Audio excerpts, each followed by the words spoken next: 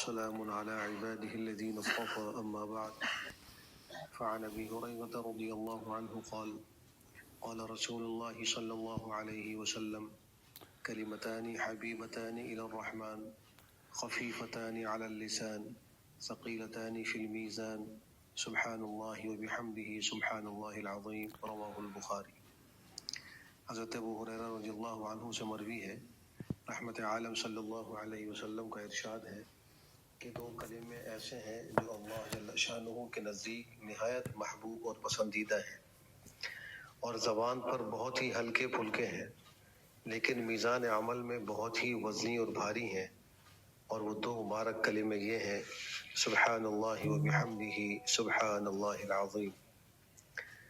قرآن کریم کے بعد سب سے زیادہ صحیح ترین جو کتاب ہے وہ بخاری شریف، اس کو کہا جاتا ہے اصح الکتب بعد کتاب اللہ۔ تمام کتابوں میں سب سے زیادہ صحیح قرآن کریم کے بعد وہ بخاری شریف۔ اس کی جو پہلی حدیث ہے اس میں نیت کے درست کرنے کا تذکرہ ہے، اور وہ حدیث ہے انما الاعمال بالنیات، کہ اعمال کا دار و مدار نیت کے اوپر ہے۔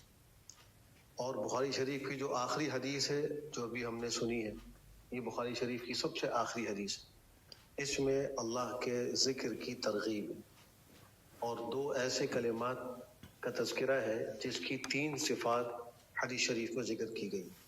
پہلی صفت یہ ذکر کی گئی ہے کہ وہ رحمان کو بہت محبوب کلمہ ہے، اللہ کو بہت محبوب ہے۔ تو اس سے اندازہ لگا لیجیے جو چیز اللہ کو پسند ہوگی تو اللہ اس پہ کتنا اجر عطا فرمائیں گے۔ لیکن رحمان کی شان تو بڑی عظیم ہے۔ ممکن ہے کسی کے ذہن میں یہ سوال آئے کہ جو چیز رحمان کو پسند ہوگی وہ تو بہت بھاری بھرکم ہوگی، بہت عظیم ہوگی اور بہت بڑی ہوگی، ہم کیسے اس کو اختیار کر سکیں گے؟ تو فوراً فرمایا خفیفتان علی اللسان، زبان پر بڑے ہلکے پھلکے ہیں۔ رحمان کو محبوب تو ہے لیکن زبان پر بہت ہلکے پھلکے ہیں۔ پھر کوئی سوال یہ سوچ سکتا ہے کہ جب زبان پر ہلکے ہیں تو اس کا ثواب بھی کم ہوگا، اجر بھی کم ہوگا، جب مشقت کم ہے تو اجر بھی کم ہوگا۔ تو فوراً فرمایا ثقیلتان فی المیزان، میزان عمل میں بہت بھاری، بہت وزندار ہے۔ اور وہ تو کلمات یہ ہیں سبحان اللہ وبحمدہ سبحان اللہ العظیم۔ ہر شخص اس کو یاد کر سکتا ہے، چلتے پھرتے اس کو پڑھ سکتا ہے۔ اس سے ذکر اللہ کی اہمیت کا اندازہ ہوتا ہے۔ یہ بات بھی ذکر اللہ کی اہمیت کے لیے کافی ہے کہ جتنے اعمال و عبادات ہیں ان میں اکثر کی روح ذکر اللہ ہے۔ قرآن کریم اللہ فرماتے ہیں اقیم الصلاۃ لذکری، نماز کو میری ذکر کے اور یاد کے لیے قائم کرو۔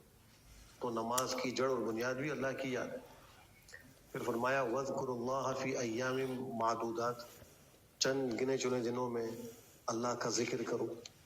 یہ حج کے موقع کے لیے کہا جا رہا ہے فَاذْكُرُوا اللَّهَ كَذِكْرِكُمْ آبَاءَكُمْ أَوْ أَشَدَّ ذِكْرًا، جب تم منی عرفات میں ہو تو وہاں اللہ کا ایسا ذکر کرو جیسے تم اپنے آبا و اجداد کا ذکر کرتے ہو، بلکہ اس سے زیادہ ذکر کرو۔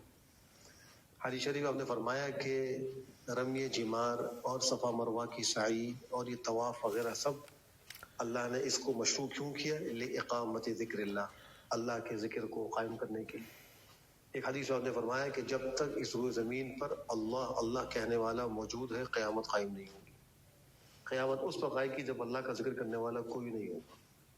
تو ذکر کی اتنی زیادہ اہمیت اور اس سے اتنی ہی زیادہ غفلت، یہ ہے افسوسناک بات۔ کچھ لوگ یہ سوال کرتے ہیں کیا وجہ ہے قرآن و حدیث کے دلائل ہمارے سامنے آتے ہیں، نیکی کی دعوت آتی ہے لیکن عمل کی توفیق نہیں ہوتی، ہم سنتے ہیں عمل نہیں کرتے۔ اس کی ایک بڑی وجہ ذکر کا نہ کرنا ہے۔ ذکر اللہ سے انسان کے اندر ایسی صلاحیت پیدا ہوتی ہے کہ اس کے لیے عمل کرنا آسان ہو جاتا ہے، عبادت اس کے لیے آسان ہو جاتی ہے، حرام سے بچنا آسان ہو جاتا ہے۔ اس سے کم 100 دفعہ تو 24 گھنٹے میں ایک بار ان کلمات کو ہم پڑھ لیا کریں تو اس میں نہ کچھ زیادہ وقت لگے گا، نہ کوئی زیادہ اس میں طاقت خرچ ہو رہی ہے، لیکن میزان عمل میں بہت بھاری ہیں۔ اللہ ہم سب کو عمل کی توفیق نصیب فرمائے۔ الحمد